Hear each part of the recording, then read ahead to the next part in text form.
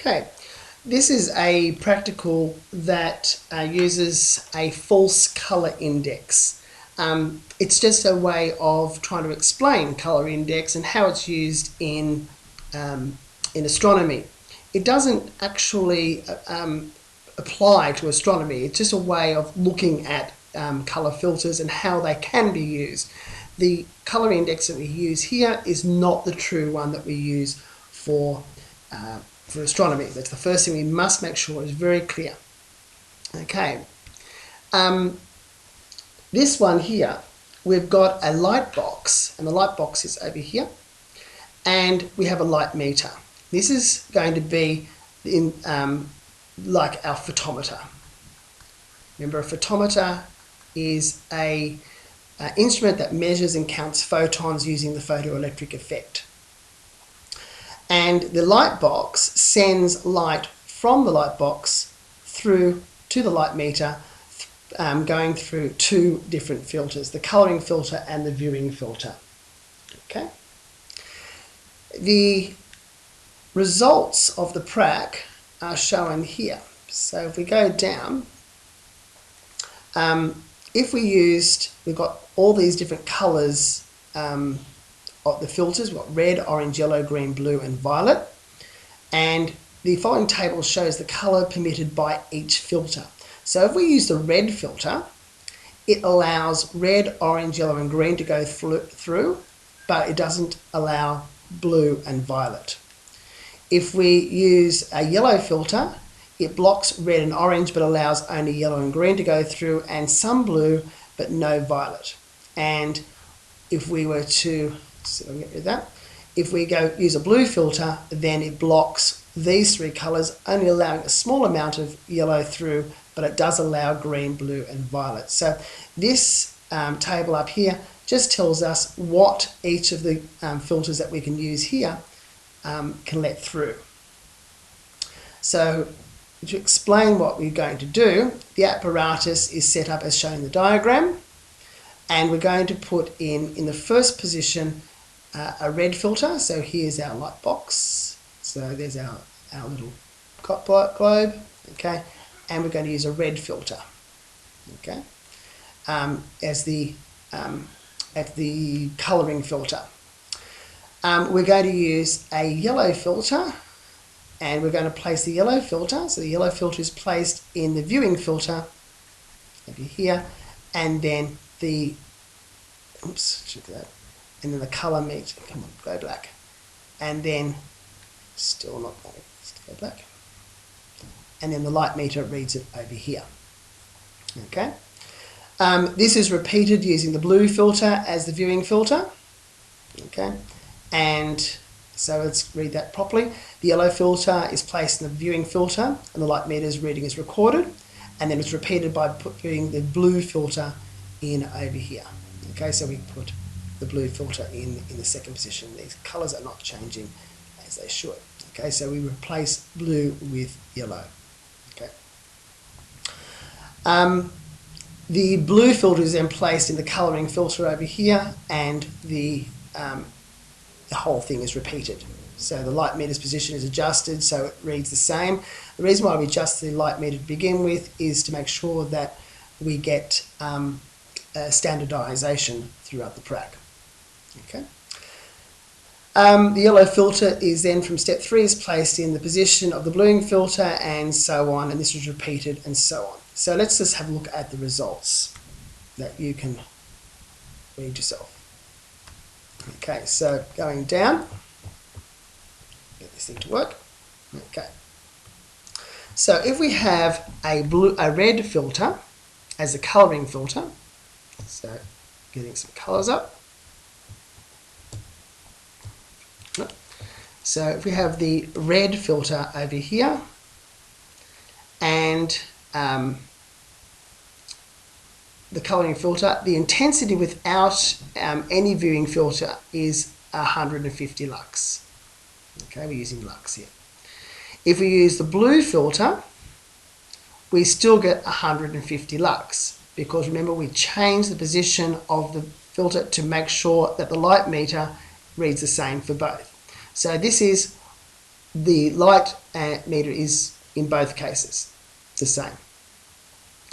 Now we're going to place in the yellow filter, okay, and it goes down to 72, and over here it goes down to 53, okay. And then we're going to place in a red filter instead, over here. Oh, come on, go red. Sorry, you test it with a blue filter, put the blue filter in, okay. And then this drops down to 43, and the other one goes to 157, okay, so 147, okay. And we've just got this false colour index. Please remember, it is false colour index. It's just negative values normally in a colour index indicate a blue colour, and a positive number is red colour, okay. So they're the results of the thing, and now let's have a look at what our questions are going to be asked.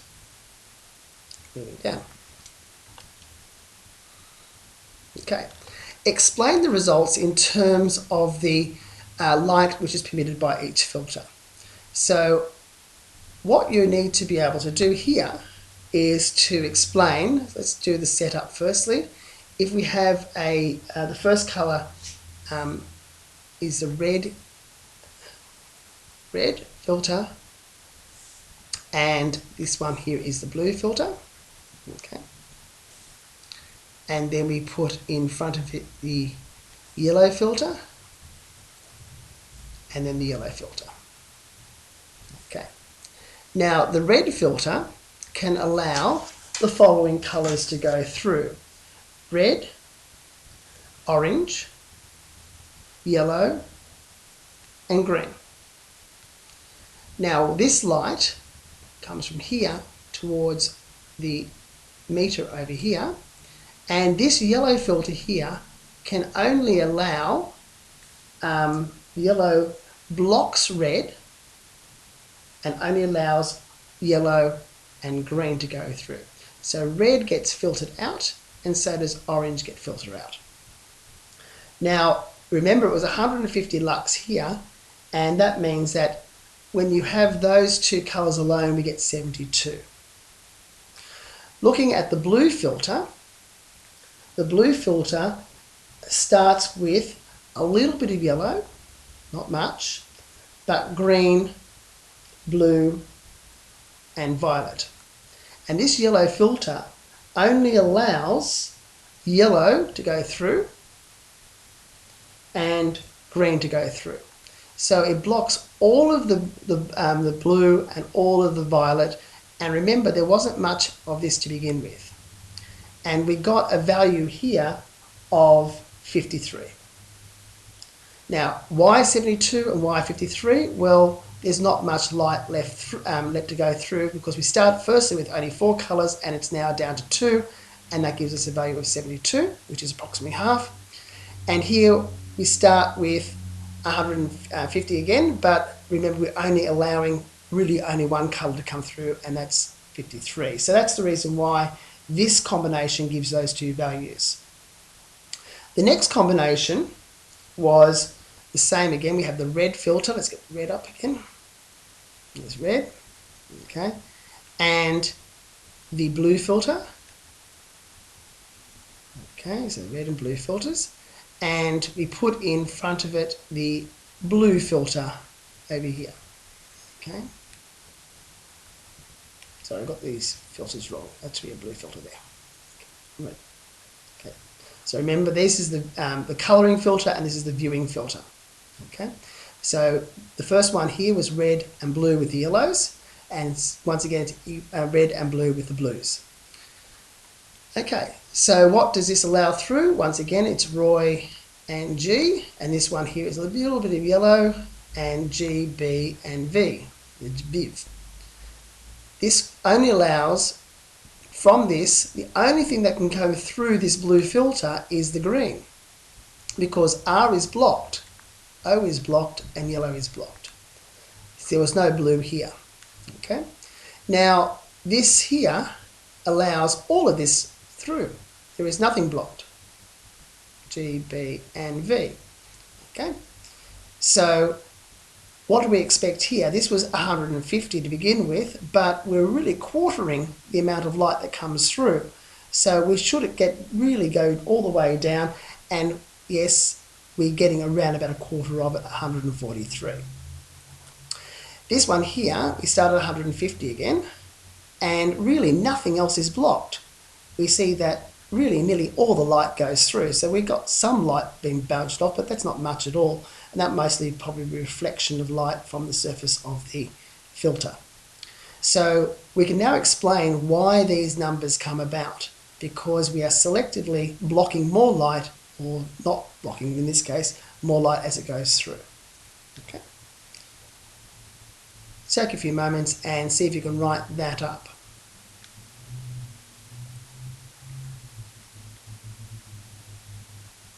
Right, now you've got that written. The next thing we have to do is describe the magnitude scale in astronomy, and in your answers give examples of what magnitudes are associated with bright and dim stars. So we should know that in astronomy, our magnitude scale goes from plus 30, let's make sure we get the right colours, plus 30 all the way to minus 30, and 0 in the centre. The sun here is at minus 26. That's very bright. That's the brightest thing in the sky. This is very dim stars. This is it's dim, and this is bright. Okay. Negative values are bright.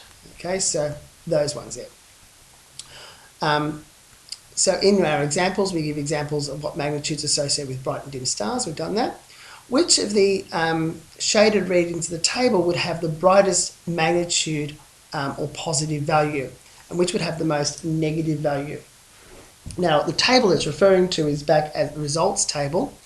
So we would say that the brightest one would be the one that has the most value, most light coming through.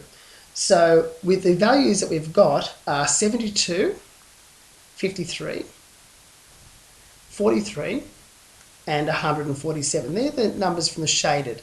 This was red with yellow. This was red with blue. This was red. This is blue with yellow, and this is blue with blue. Okay. So from this one here, the most light coming through would be this one here. So this would represent the brightest value. Okay. And a B minus V for this one was equal to 94. So positive B minus V's mean bright stars here. Okay. The next question was, let's go down. I'll give that a go. Next question here is, how does the false colour index differ from the one in science? Well, the false colour index, the ones in science go from minus 0.5, 0, and then 2. Now, naught stars are white, and that's an A0 star. Minus 0.5s are the O stars, and the Bs are in here. The 2 values are red. Okay?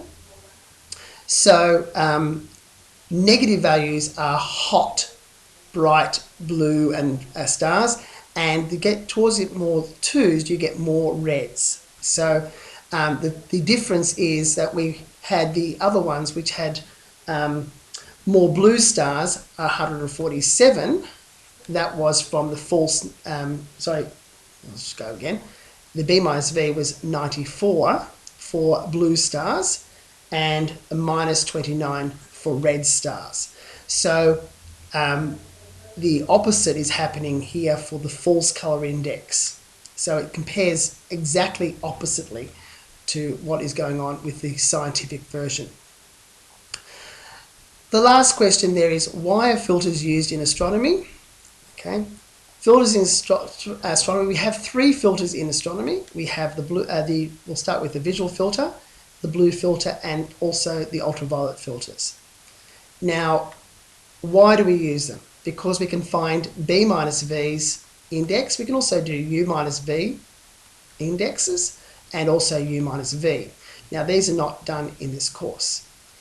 From the B minus V, we get a number between 0.5, negative 0.5 and 2, and these numbers represent direct correlation to spectral class